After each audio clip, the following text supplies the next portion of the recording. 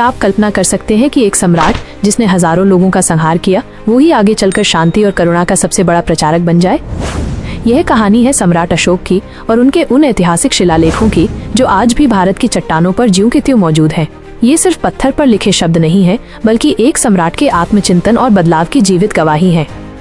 कलिंग युद्ध के बाद अशोक के हृदय में इतना गहरा परिवर्तन हुआ कि उसने युद्ध की नीति को त्याग दिया और धम्म यानी नैतिकता, दया और सत्य के रास्ते पर चलने का संकल्प लिया। उसने अपनी नीतियों और आदेशों को आम जनता तक पहुंचाने के लिए पत्थरों और चट्टानों पर खुदवाया। इन्हें ही हम अशोक के शिलालेख कहते हैं। इन शिलालेखों में सबसे प्रमुख हैं 14 मेजर रॉक एडिक्ट्स, जिन्हें अशोक ने भारत के अलग अलग हिस्सों में खुदवाया। गुजरात, महाराष्ट्र, ओडिशा, उत्तराखंड, कर्नाटक और यहाँ तक कि आज के पाकिस्तान और अफगानिस्तान तक। ये शिलालेख ब्राह्मी, खरोष्ठी, अरामाइक और ग्रीक जैसी लिपियों में लिखे गए थे। अब बात करते हैं इन 14 शिलालेखों में क्या क्या लिखा गया। पहले शिलालेख में अशोक ने पशु बलि पर रोक लगाने की बात कही। वो कहता है कि अब से हर उत्सव पर जानवरों की बलि नहीं दी जाएगी। दूसरे शिलालेख में मनुष्यों और जानवरों के लिए चिकित्सालय, औषधियों की व्यवस्था और पेड़ लगवाने की योजना का जिक्र है। तीसरे शिलालेख में धम्म महामात्रों की नियुक्ति की बात है। ये वे अधिकारी थे जो लोगों को नैतिकता, सहिष्णुता और करुणा की शिक्षा देते थे।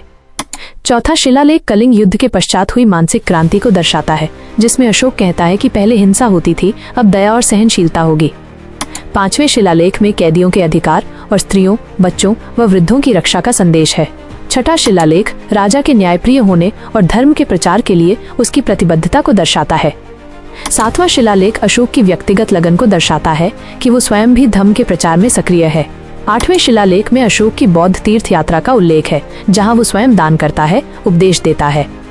नवां और 10वां शिलालेख धर्म को विवेक से समझने और वैभव की जगह नैतिकता को सर्वोपरि मानने का संदेश देता है।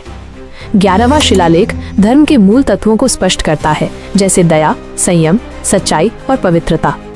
12वां शिलालेख धार्मिक सहिष्णुता पर आधारित है। सभी धर्मों का सम्मान करो, भेदभाव मत करो। 13वां शिलालेख सबसे भावनात्मक है। इसमें कलिंग युद्ध का विवरण है और अशोक की आत्मग्लानि का स्पष्ट वर्णन। वो कहता है कि अब से वो केवल धर्म विजय चाहता है, युद्ध विजय नहीं।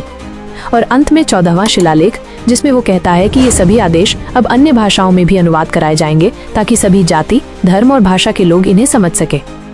इन शिलालेखों से ये स्पष्ट होता है कि सम्राट अशोक केवल एक योद्धा नहीं, बल्कि एक युगद्रष्टा था, जो जानता था कि तलवार से नहीं, विचारों से दुनिया जीती जाती है।